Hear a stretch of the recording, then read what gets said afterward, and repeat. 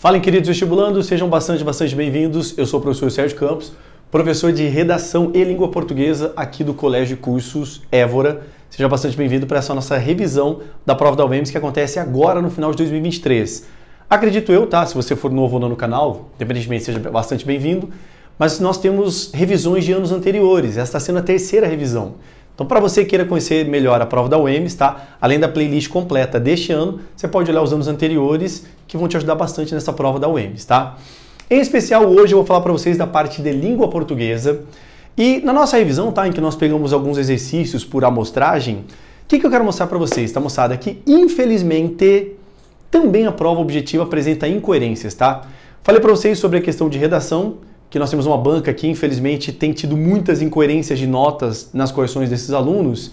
E na parte de português, a banca também, infelizmente, acumula algumas incoerências muito gritantes. E uma delas vocês vão ver na aula de hoje, tá? E é uma coisa que, até quando era para concurso público, tá? Por quase 10 anos eu atuei dando aula de português para concurso. Eu me recordo que, assim, quando tinha um concurso em que essa mesma banca organizava, os alunos precisavam ser preparados para questões confusas, questões que eram mal elaboradas. E infelizmente, tá, moçada, quero dizer isso para vocês também. Então assim, nossa, professor, eu fui fazer a prova ali da UEMS e eu tive dificuldade ali na prova de português porque eu não entendia direito algumas questões. Infelizmente, tá, pode ser que não seja uma exclusividade sua, porque lamentavelmente a prova tem algumas questões que são sim mal formuladas, que são mal abordadas. E eu vou falar para vocês daqui a pouco a última questão. Peguei 3 exercícios para passar para vocês uma ideia de interpretação de texto, uma ideia que foi colocada, por exemplo, de conjunção e verbos na questão 14, e pela última questão vocês vão ver como que, infelizmente, tá, questões confusas e até com gabaritos bem questionáveis costumam aparecer na prova, tá? No último vestibular que teve, tá, na prova do final de 2022, tá, vestibular 2023 da UEMS, alguns tópicos de língua portuguesa que caíram foram esses daqui. Pronomes, tá? Na questão de uniformidade pronominal, pronome possessivo, pronome demonstrativo. Caíram sobre conjunções, tá? Valor semântico de conjunções. Então, logo, desse modo. Caiu sobre oração subordinada, que é um tópico que costuma cair bastante em provas da FAPEC, seja o FMS ou seja o UEMS. Tem um histórico muito grande de orações subordinadas, em especial subordinadas substantivas, tá? E o ano passado houve uma questão em que trabalhou sobre oração subordinada substantiva, e caiu também oração subordinada adjetiva. Então, para você que de repente tem a língua portuguesa como um dos desafios ali da prova, tá? E de repente você pensa em fazer algum tipo de revisão teórica, oração subordinada, em especial subordinada substantiva, é um item que tem um histórico muito grande de cair na prova, tá? Foram cobradas questões relativas a verbos, tempos e modos verbais, sobre concordância, que eu vou mostrar para vocês aqui, regência verbal também, um tópico de crase. Uma coisa que eu falo muito para os alunos, tá, moçada, é que se de repente você viu os outros vídeos, você vai ouvir novamente, é o fato de que o perfil de prova de português que a UEMS vai ter, entre aspas, é de questões híbridas. Como assim? Você pega, por exemplo, uma prova de Unesp. A questão inteira vai falar de um tópico da língua portuguesa. Então, uma questão que fale de crase. Suponhamos, a questão 26, tá? A questão 16 vai cobrar crase. Comando da questão. Analise a alternativa em que o uso da crase foi devidamente utilizado. A letra A, a letra B, a letra C, a letra D, todas as alternativas vão falar de crase. Provas da UEMS costumam misturar. A letra A vai falar, por exemplo, de crase. A letra B vai falar, por exemplo, de concordância. A letra C vai falar de regência. Então, assim, você vai ter tópicos diferentes nas alternativas, tá? Todas as questões são assim? Não são todas, mas algumas são, tá? Quero mostrar para vocês porque foram tecnicamente 3 das 15 questões de linguagens, tá? 5 questões ali que foram para língua estrangeira. As questões específicas das obras literárias, tá? Que é muito importante você se atentar para as obras. E aí, na parte de língua portuguesa, é interpretação e gramática. De interpretação, tá, moçada? Vocês vão ver que a banca, entre aspas, óbvio, tá, moçada? Você tem uma Unicamp, por exemplo, que tem uma prova de interpretação de texto absurdamente bem elaborada. Talvez pelo fato de, recentemente, a gente está indo para a terceira edição da UEMS, tá? Então, como o vestibular de repente é novo, está tentando criar uma melhora de abordagem de questões. Mas vocês vão ver que a questão de interpretação de texto que apresenta, tá, moçada, não são questões muito inventivas, muito criativas, tá? Ao mesmo tempo, também não são questões muito dúbias, muito ambíguas. Na parte da interpretação de texto, você não precisa ter grandes temores quanto à prova da UEMS. Acompanhe comigo, tá? E aí, relembrando para vocês, tá? Se você não tem a prova da UEMS, entre no site do Colégio Évora, que ali você tem na aba Materiais, vocês vão ter as últimas provas de UFMS, UEMS e UFGD e os gabaritos ali também. Então, para poder me acompanhar, se você de repente não tem, dá uma pausa aqui nesse vídeo, baixa lá no site do Évora a prova, que tem todas as provas ali de Mato Grosso do Sul, dos vestibulares, especial da UEMS. Baixa aí para você poder acompanhar comigo, tá bom? Olha só, questão número 13. As questões 13 e 14 tomam como referência a seguinte charge. Aí você vai ver a charge. Piratas do Tietê do Laerte. Aí você vê tecnicamente o homem falando, tá? O que seria o rei. Que diríeis, senhora, se eu tirasse a barba? Ela responde, em vossa barba reside vossa autoridade, vossa determinação. Em última análise, a essência de vosso poder. Agradeço, senhora. E ao que ela diz, não é um elogio, caso não o hajais percebido. E aí, olha só a pergunta que se faz. Sobre a construção dos sentidos na charge, é correto que se afirma na alternativa. Veja só a letra A. O efeito humorístico do texto vincula-se à não compreensão pelo rei-homem da avaliação negativa que a rainha-mulher faz dele, por meio do uso metonímico de barba. Moçada, algumas coisas que são importantes de vocês estarem atentos, tá? Primeira atenção que eu passo para você, o efeito humorístico. Se porventura, tá, tivesse uma aula presencial ou se por acaso você imprimiu, o que eu já diria para você? Grifa aí efeito humorístico. O que eu quero dizer para você, moçada? O que é em vestibular efeito humorístico? Entenda o humor não como algo engraçadinho, tá? Mas o humor como uma quebra de expectativa óbvia. O que se esperava que, obviamente, acontecesse? O fato que quebrou essa obviedade é o que a gente chama, então, de humor. Então, assim, qual teria sido o efeito improvável do texto, né? Qual foi a imprevisibilidade ali de comportamento dos personagens?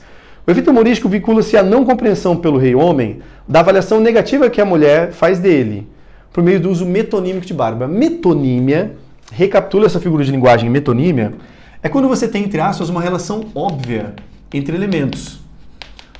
Uma das características, uma das abas da metonímia é a parte pelo todo. Como assim, professor, a parte pelo todo? Então, pega e fala o seguinte, olha só, respeita os cabelos brancos do meu avô. Quando eu digo respeita os cabelos brancos do meu avô, o que eu estou querendo dizer? A idade, a experiência, a velhice do meu avô. Quando eu pego e falo, olha, eu não gosto de, sei lá, eu não gosto de pegar ônibus, muitas pernas inquietas ali dentro. Não são as pernas, são as pessoas, é a parte pelo todo. Então, de novo, ele faz parte da metonímia. Olha, e eu não estou falando sobre barba, tá? Em sua barba reside a sua autoridade, lá, lá. Então, assim, não é sobre sua barba, é sobre você por inteiro. Então, faz sentido falar em metonímia, tá? Professor, eu fico com medo, porque assim, de cara já sei a letra A. Confirme então com as outras alternativas. Veja a letra B. Por meio de substantivos abstratos, o autor representa a importância da aparência e não da essência para o exercício de poder. Professor, barba é um substantivo concreto, ele não é abstrato, tá? Tá, mas tudo bem, você está falando de poder, que é um substantivo abstrato. Bem, olha só, o autor, a importância da aparência... O foco não foi a importância da aparência e não da essência para o exercício de poder. Isso é questionável aí, tá? Veja a letra C. O tema do texto é a desigualdade de gênero, depreendida no uso da forma de tratamento senhora. Senhor, eu não vi uma questão assim de complicação social de homem e mulher. Poxa, o homem foi consultar a mulher, parece que é o marido, a esposa. Ali é uma relação talvez de igualdade, talvez inferioridade dele, porque ele está perguntando a opinião dela. Desigualdade de gênero extrapolou. O autor representa, pelo uso da linguagem culta e formal, o distanciamento entre casais em séculos passados. Professor, eu também acho que extrapola, viu? Outra, ele vai se vulnerabilizar, ele está perguntando o que ela acha, uma ideia de distanciamento de casal. E o autor valoriza o respeito entre os gêneros e, para representá-lo, faz uso da segunda pessoa do plural. Essa segunda pessoa do plural, de repente, é para demarcar uma questão de passado, ajais, né? E essa formalidade a que reis e rainhas eram submetidos. Não é para dar uma ideia de respeito entre os gêneros, tá? Correta, de fato, fica com a letra A. Tranquilos? Visualizem, tá? Não é aquela questão, pegou uma charge extremamente inteligente, as alternativas foram muito bem construídas, tá? Mas interessante, validou um conhecimento teórico seu, né? Questão de metonímia. Correta a letra A. Vamos juntos aqui observar agora a questão de número 14.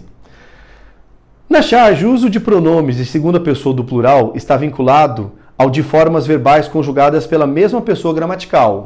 Quem que é assim? Recapitula comigo, tá, queridos? Quando nós falamos em pessoas gramaticais, eu, tu, ele, primeira, segunda, terceira pessoa do singular. Nós, vós, eles, primeira, segunda, terceira pessoa do plural. Aí veja lá. E ele está falando da segunda pessoa do plural. Nós, vós, eles. Então está falando do vós. Aí veja lá. Vinculado, o que corresponde a um uso antigo, mas compatível com a norma culta. Está arcaico, mas está de acordo com a norma culta.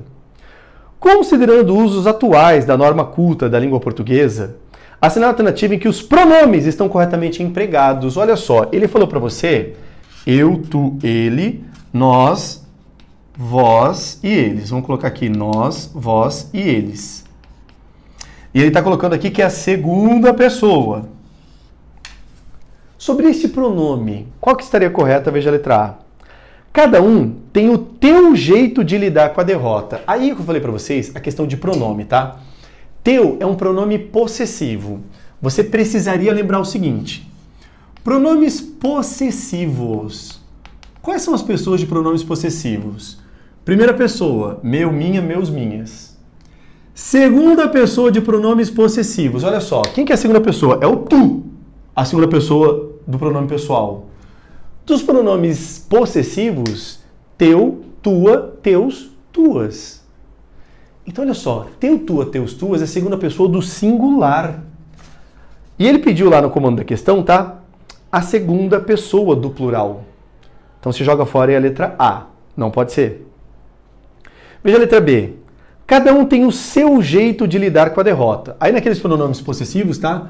Teu, tua, teus, tuas. Terceira pessoa, seu, sua, seus, suas.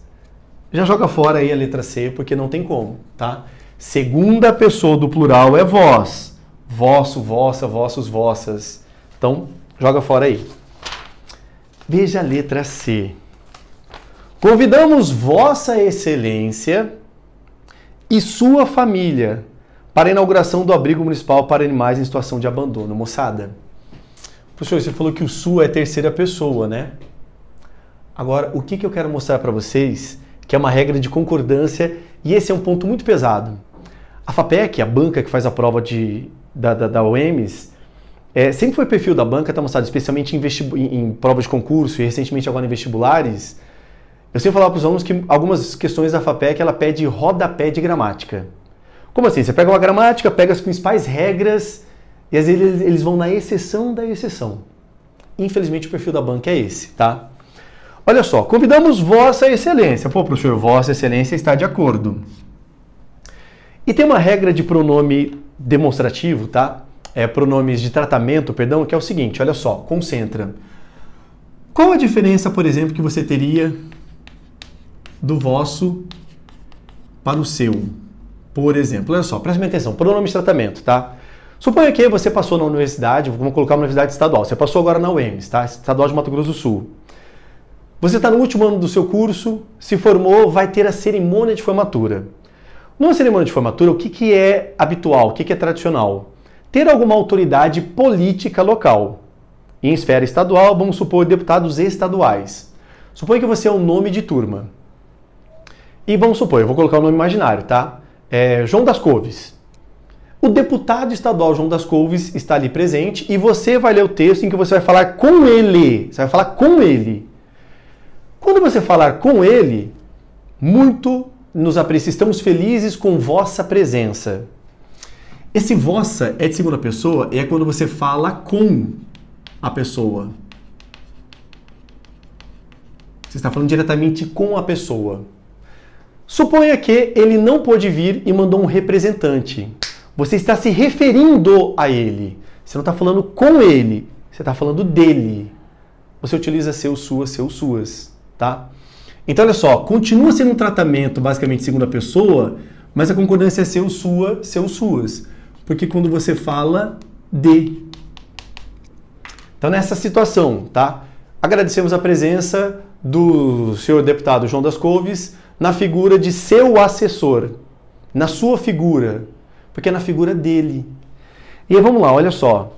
A concordância fica sua.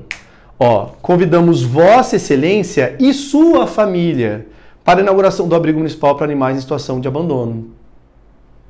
Parece estar de acordo. Você colocou Vossa e está colocando a concordância em terceira pessoa, que está de acordo. Seria muito perigoso, tá? E a maioria dos alunos, de repente, entenderam que o correto seria a letra D. Convidamos Vossa Excelência e vossa família para a inauguração. Moçada, talvez por dedução lógica, você marcaria a letra D. Só que tem essa regra que é uma exceção, tá? Que foge, entre aspas, da expectativa lógica, que torna a letra C a correta. Professor, eu fiz ano passado e eu errei essa daí, eu me achei muito burro. Não se ache, pelo amor de Deus. Porque realmente é uma questão extremamente pontual da gramática da língua portuguesa, tá? E veja a letra E. Convidamos Sua Excelência e sua família para a inauguração do abrigo para animais. Convidamos Sua Excelência e sua família. Perdeu a segunda pessoa, né? Porque o tempo todo está colocando a terceira pessoa, tá? Então, o correto ficou com a letra C. Tranquilos? Beleza? E agora eu quero que você se prepare para entender o como que, infelizmente, tá, moçada? Na prova de redação, nos últimos anos, tem sido acumuladas incoerências com relação às notas. E com prova de português também, tá, moçada? Eu me recordo, tá, queridos? O ano da pandemia, foi em 2020. Teve a prova da UFMS e houve uma questão ali, por exemplo, de oração subordinada, com um gabarito extremamente questionável. O gabarito inicial, preliminar, tinha dado uma alternativa e eu falei, não faz sentido, não pode ser essa. Eu fiz um vídeo de uns 10, 15 minutos explicando por que ela estava errada. Queridos, tem no Instagram, tá? Se vocês revirarem lá em 2020, 2021, começo de 2021, se não me engano, eu fui atrás de um professor chamado Fernando Pestana. É o professor de gramática que mais vende gramáticas para concursos públicos no Brasil, é a principal autoridade em preparatório para provas do Brasil. Mandei a questão para ele, eu falei, professor, o senhor cometeria a gentileza de explicar por que o gabarito dessa questão está errada? Moçada, ele fez um vídeo absurdamente incrível explicando a lógica do erro da questão. No gabarito definitivo, a banca não reconsiderou. Ela manteve aquela questão visivelmente errada.